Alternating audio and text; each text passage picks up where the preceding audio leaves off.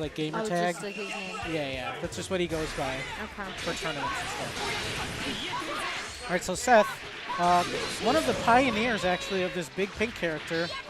Not a very popular character. I think a lot of people think he's too silly. I mean, you can kind of tell he's big pink. He kind of looks like he's wearing a diaper. He's got rubber gloves on. I don't even know where you get boots like that, but he's got a towel cape. Like, would you pick this character if you saw him on the character select? Maybe, because it's funny. There you go. I mean, he can do a lot of damage, but a lot of people aren't super interested in playing as him. Maybe he's slower when it comes to running. Not really. His issue is that some of his attacks don't work the same way as other characters, so you have to use him a little differently. But one of the things that he can do is because he's so fat, he can rip parts of his body off and throw them at opponents to kind of encase them in his skin. It's very creepy. It's very creepy. You have to be a certain age to play these games. I believe this game is rated teen. So, but we won't tell if you're underage. You can play it all you want. Yeah.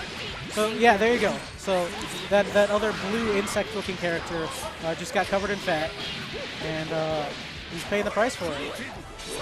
We call that fat shaming. Yeah. Yeah. Is that fat shaming? Is there any glam shaming going on here? Glam shaming? I don't know that one. I don't it's think from so. The Bachelor. Oh, that's another one that I didn't watch after Jersey Shore. This last one, there's some glam shaming.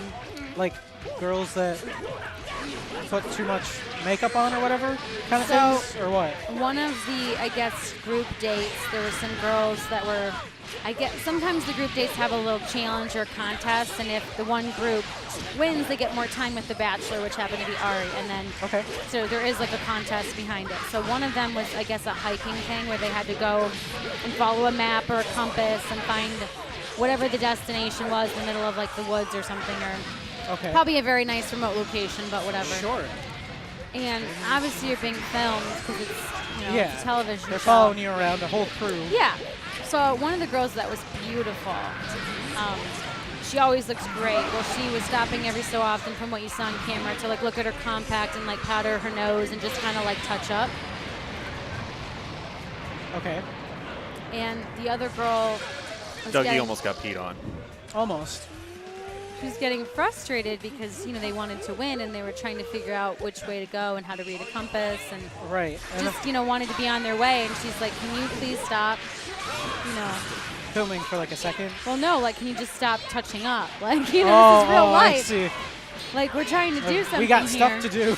and so I don't really know how it came up, but she was like, she was glam shaming. She was glam shaming me. And it was just hilarious because they talked about it on the Women Tell All, the after show.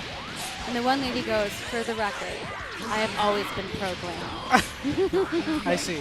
To this woman that was shamed? Glam shaming her. Okay. And then there was a whole thing about, is glam shaming a thing?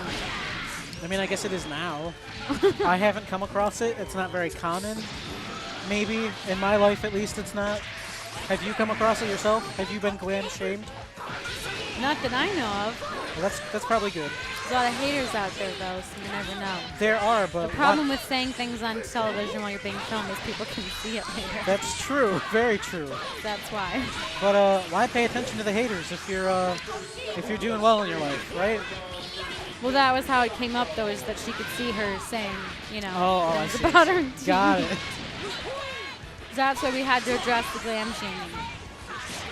Because it is a real thing. They decided that. It is, yes. It sounds like it's been established if it hadn't been before that.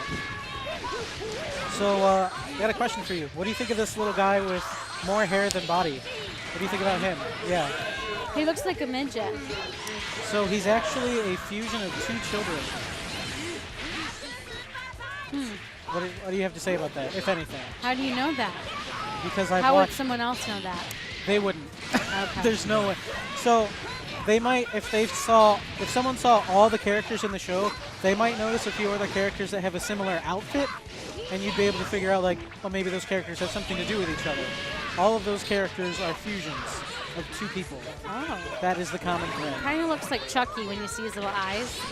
Yes, Ooh, he you're- is you just are as evil. you are and not wrong. Just as annoying. He's actually a good guy, but since he's like 2 7-year-olds, he's super annoying. He is not a good guy because he is super annoying. And he's the little annoying voice that you hear.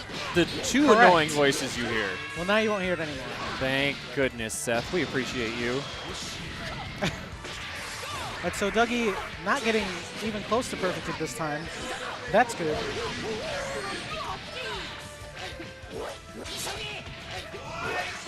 So let's see how many times this Super Saiyan. Notice when he got really thin and tall, that's when he won, or what happened there?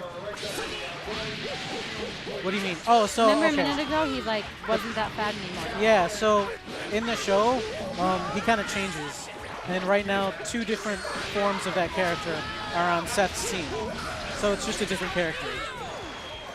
And Seth takes that.